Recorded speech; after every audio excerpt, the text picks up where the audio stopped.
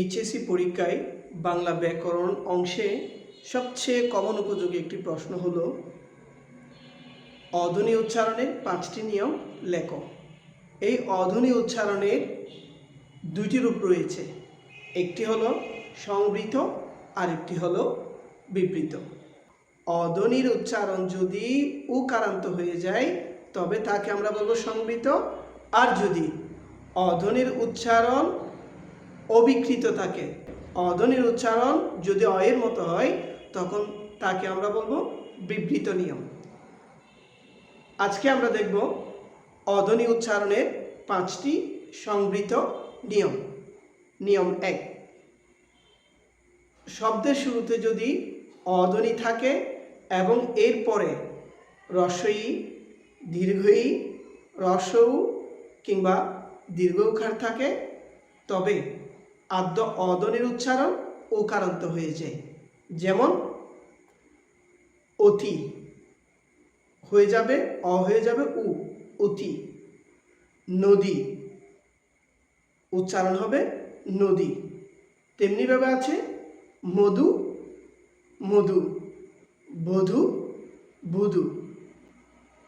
নিয়ম 2, নিয়ম 2 এর মধ্যে রয়েছে যদি শব্দের শুরুতে অধ্বনি থাকে এবং এরপরে যদি জফলা থাকে তবে অধ্বনির উচ্চারণ উকারান্ত হয়ে যায়। যেমন পদ্য, পদ্য। ধন্যবাদ হয়ে যাবে ধন্যবাদ। অন্ন হয়ে যাবে অন্য। এরপরে নিয়ম 3, নিয়ম 3 এর মধ্যে রয়েছে শব্দের শুরুতে যদি অধ্বনি থাকে এবং এরপরে ক্ষীয় থাকে তবে অধ্বনির উচ্চারণ উকারান্ত হয়ে যায়। যেমন কক্ষ, ক্ষুক্ষ, রক্ষা, রুক্ষা, লক্ষ্য, লক্ষ্য।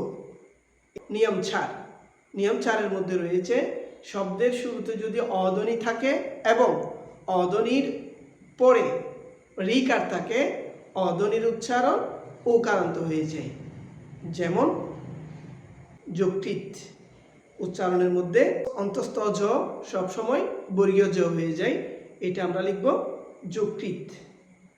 তেমনিভাবে আছে মসৃণ হয়ে যাবে মসৃণ। এরপরে আমরা দেখব নিয়ম 5, শব্দের শুরুতে যদি অধ্বনি থাকে এবং এরপরে যদি রফলা থাকে আমরা অধ্বনির উচ্চারণ ওকারান্ত করব। যেমন ব্রণ উচ্চারণ হবে ব্রণ। আজকে এতটুকুই, পরবর্তীতে আমরা নতুন কোনো টপিক নিয়ে কথা বলবো। ধন্যবাদ সবাইকে।